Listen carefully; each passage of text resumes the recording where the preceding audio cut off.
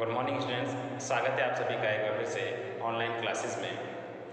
हम बहुत महत्वपूर्ण पार्ट पढ़ रहे हैं एमए फाइनल ईयर की ज्योग्राफी के अंतर्गत, जिसमें हमने भारत की कई सारी चीज़ों का अध्ययन किया है अब तक। लेकिन इतनी सारी चीज़ों का अध्ययन करने के बाद अब हमको आवश्यकता महसूस होती है एक टेस्ट पेपर की। और आज की इस वीडियो में आपको एक टेस्ट पेपर बना के दूंगा मैं, और आपको उस टेस्ट पेपर को मेल कर देना है अपनी क्लास का नाम और अपना नाम लिख करके। ठीक है, तो चलिए शुरू करते हैं। देखिए, ये आपका टेस्ट पेपर होगा, टेस्ट। ठीक है, टेस्ट आपको इस टेस्ट पेपर को कहाँ भेजना है आप सभी को वैसे तो मालूम होगा। एक बार फिर से मैं आपको रिवाइज करा देता हूँ। ये व्हाट्सएप नंबर है, इस व्हाट्सएप नंबर पे आप कर सकते हैं। आपके पास 2 दिन का टाइम होगा, 2 दिन के अंदर अंदर आप व्हाट्सएप कर सकते हैं 8104152711। ये व्हाट्सएप नंबर है, या फिर आप टेलीग्राम में कर सकते हैं। अगर आप टेलीग्राम यूज करते हैं, टेलीग्राम में भी कर सकते हैं आप। टेलीग्राम आईडी वही है जो हमारी यूट्यूब आईडी है, ज्योग्राफी विद रहमान सर के नाम से। Geography with Rahman sir Telegram पे भी आप सेंड कर सकते हो। बेहतर तो यही रहेगा कि आप व्हाट्सएप पे उसको कर दीजिए। चलिए शुरू करते हैं। टेस्ट पेपर में देखिए, हमने आपको इस कक्षा में, इस पेपर में कुछ एक नंबर के छोटे छोटे जो प्रश्न आते हैं आपकी परीक्षा में वो दिए हैं। साथ ही साथ ऑप्शनल प्रश्न भी आते हैं आपकी परीक्षा में, वो भी दिए हैं। और एक मेजर प्रश्न दिया है, एक बड़ा प्रश्न दिया है। आपको उन सभी को मुश्किल से आपको आधा घंटा लगेगा। ठीक है, आधा घंटे का आपका मीटर है, आधा घंटा आपको देना है। ठीक है, जरूरी भी है, बहुत सी चीज़ें हमने पढ़ ली है अब तक। अब आधा घंटे में हमारा क्या जा रहा है, आधा घंटा हमको देना भी बनता है। तो चलिए शुरू करते हैं। पेपर का पहला प्रश्न, पहला प्रश्न ये है, हमने आपको अभी खनिज संसाधन पढ़ाया है, तो पहला प्रश्न ये बनता है,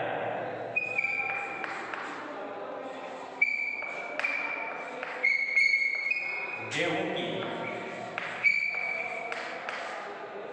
कृषि के लिए, गेहूं की कृषि के लिए आवश्यक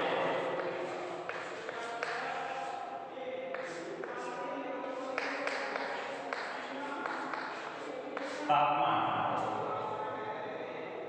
है। गेहूं की कृषि के लिए आवश्यक तापमान है, कितना है? ऑप्शन नंबर ए है 15, 20, 25 डिग्री सेल्सियस। ठीक है, 15, 20, 25 का मतलब है कि बोते समय 15, बढ़ते समय 25, 20 और काटते समय 25 इस तरीके से। ठीक है, ऑप्शन नंबर बी है 10, 15, 20। ऑप्शन नंबर सी है 15, 25, 30। और ऑप्शन नंबर डी है 10, 20, 30 डिग्री सेल्सियस। ठीक है, समझ में आ गई होगी आपके बात। गेहूं की कृषि के लिए आवश्यक भौगोलिक तापमान कितना चाहिए? 15 डिग्री बोते समय, 20 डिग्री बढ़ते समय, 25 डिग्री काटते समय। इस तरीके से ये 10, 20, 15, 20, 25, 10, 15, 20, 15, 25, 30 और 10, 20 और 30 डिग्री सेल्सियस तापमान। इसके बाद दूसरा प्रश्न है,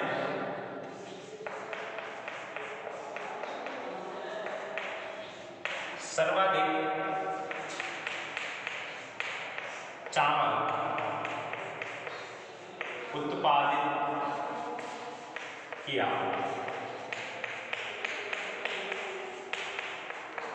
जाता है। देश में बात हो रही है यहाँ पर, देश में सर्वाधिक चावल उत्पादित किया जाता है। ये कह सकते हैं कि सर्वाधिक चावल उत्पादन करने वाला राज्य कौन सा? ए है उत्तर प्रदेश,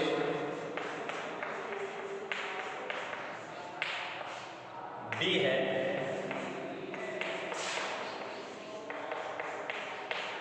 पश्चिम बंगाल, सी है बिहार और डी है पंजाब। 4 ऑप्शन है आपके पास, बिहार, बंगाल, यूपी और पंजाब। इन चारों में से आपके ए बी सी डी उत्तर नहीं लिखना है आपको, ए बी सी डी भी उत्तर नहीं लिखना, आपको उत्तर लिखना है कि पंजाब है, बिहार है या बंगाल है। इस तरीके से आपको उत्तर लिख के देना है, ठीक है, क्योंकि ऑप्शन उल्टे सीधे हो सकते हैं। ठीक, चलिए इसके बाद अगला प्रश्न है प्रश्न नंबर 3। देश में सर्वाधिक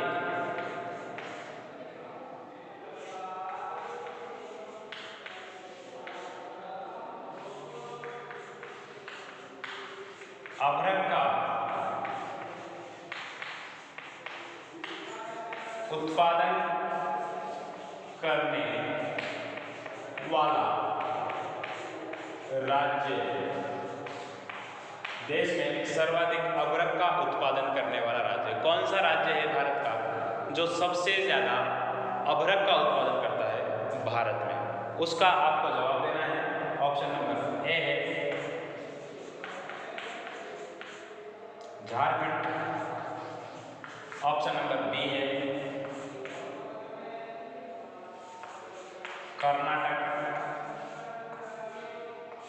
ऑप्शन नंबर सी है छत्तीसगढ़ और ऑप्शन नंबर डी है इनमें से कोई। ऑप्शन नंबर डी है इनमें से कोई नहीं। तो ये 3 प्रश्न हैं, इन तीनों प्रश्नों को आपको करना है। स्क्रीनशॉट इसका आप ले सकते हैं, इसका स्क्रीनशॉट ले लीजिए, फिर अगले प्रश्नों को मैं आपको लिखवाता हूँ। चलिए मिटा देता हूँ।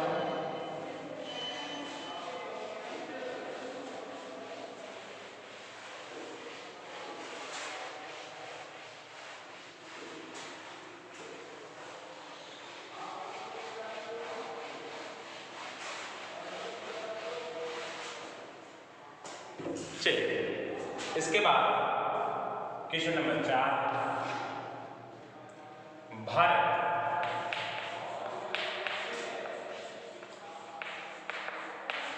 किस खनिज के उत्पादन में, भारत किस खनिज के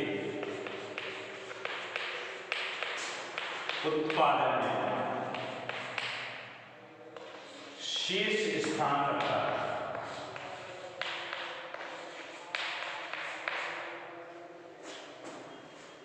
शीर्ष स्थान रखता है।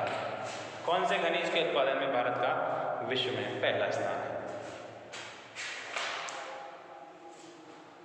ए है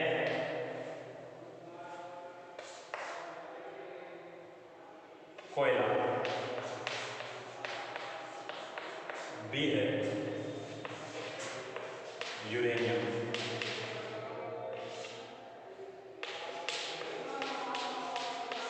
सी है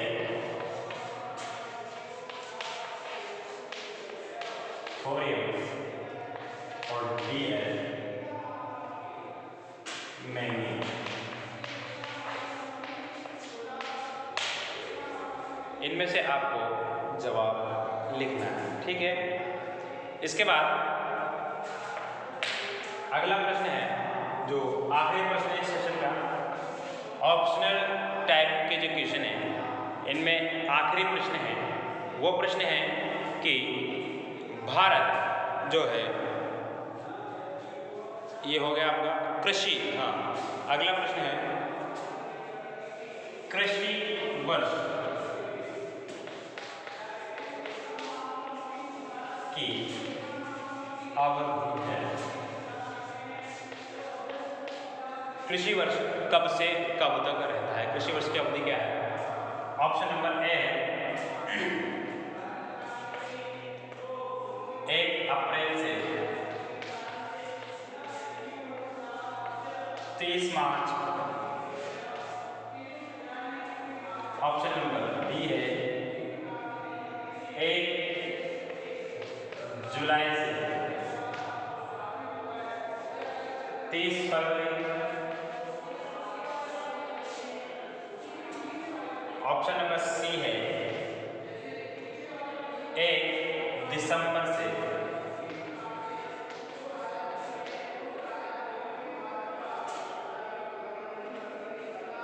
30 नवंबर।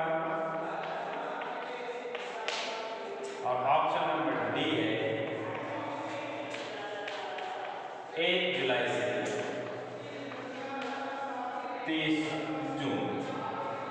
इन चारों में से आपको इसका जवाब देना है, ठीक है। इन चारों में से आपको इसका जवाब लिखना है। इसका भी स्क्रीनशॉट ले लीजिए आप। इसको भी मैं मिटाता हूँ। फिर 5 प्रश्न में आपके लिखूंगा, 5 छोटे छोटे एक एक नंबर के एक एक लाइन के जवाब आपके होंगे उसके, उसका भी आपको जवाब लिखना है। फिर एक मेजर प्रश्न लिखूंगा, उसका भी आपको जवाब ले लिया इसका स्क्रीनशॉट, मिटा देना।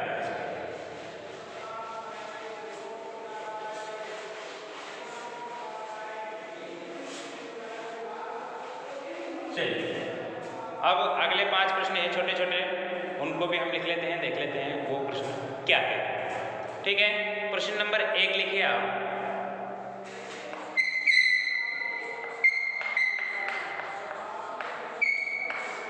प्रश्न नंबर 1 कह दीजिए, 6 कह दीजिए, एक बात। कर्नाटक के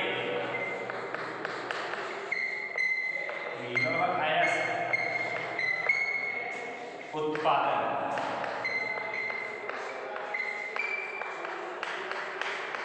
क्षेत्रों के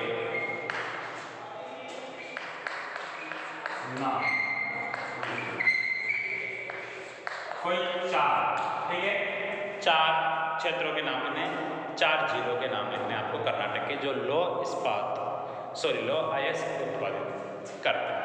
दूसरा प्रश्न लिखिए आप।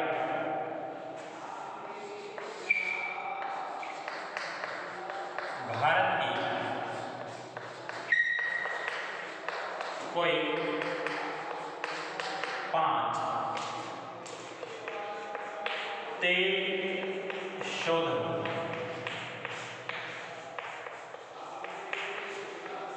शालाओं के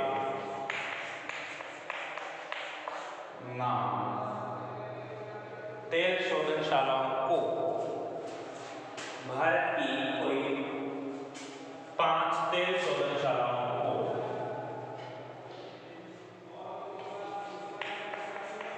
भारत के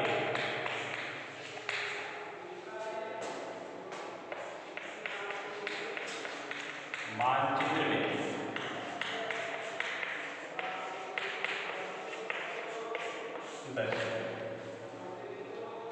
भारत की कोई 5 तेल शोधनशालाओं को भारत का मानचित्र बनाना है, उसमें दर्शाना है कहाँ है, कौन से राज्य में। ठीक है, इसके बाद तीसरा प्रश्न भी भारत के मानचित्र से संबंधित है। भारत के मानचित्र में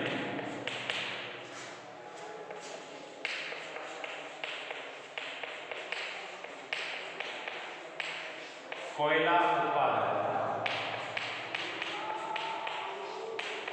क्षेत्रों को दर्शाइए। भारत का मानचित्र बनाना है, चाहे आप एक में ही कर सकते हो दोनों काम, ठीक है, एक मानचित्र में ही दोनों काम कर सकते हो। भारत के मानचित्र में क्या बनाना है आपको, कोयला उत्पादक क्षेत्रों के नाम लिखने। फिर इसके बाद अगला प्रश्न और भी ये है, बचपन से पढ़ते आ रहे हो। भारत में कृषि के प्रकार लिखिए। कौन कौन से प्रकार के भारत में कृषि की जाती है, या यूँ कह सकते हैं कि जलवायु के आधार पर भारत की कृषि को कितने भागों में बांटा गया है, उन भागों को आप इसमें लिखना है। कितने हो गए, 4 प्रश्न हो गए। इसके बाद 5वां प्रश्न है पीट मृदा भारत में कहाँ पाई जाती है। पीट मृदा भारत में कहाँ पाई जाती है, पीट मृदा के क्षेत्रों में लिखना है। एक बड़ा क्वेश्चन है आपके लिए, वो है भारत की प्राकृतिक वनस्पति को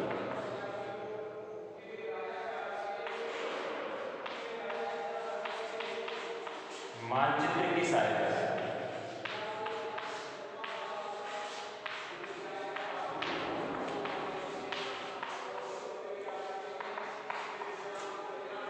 समझें। भारत की प्राकृतिक वनस्पति को मानचित्र की सहायता से समझना है। आज का ये टेस्ट पेपर है, उम्मीद है आपके लिए बहुत कारगर साबित हो गए। इसमें से आपको कई सारे प्रश्न परीक्षा में मिलने वाले हैं, इसलिए हल्के में ना लें इसको। प्रश्न पत्र को पढ़ना है, अपने नोटबुक में इनके जवाब को लिखना है और सेंड कर देना है। उम्मीद है आपको जैसा बताया है वैसा आप करके देंगे। मुझे आप सभी से उम्मीद है कि आप सभी अपने अपने पेपर्स के आंसर लिख करके भेजेंगे। चलिए मिलते हैं अगले वीडियो में, तब तक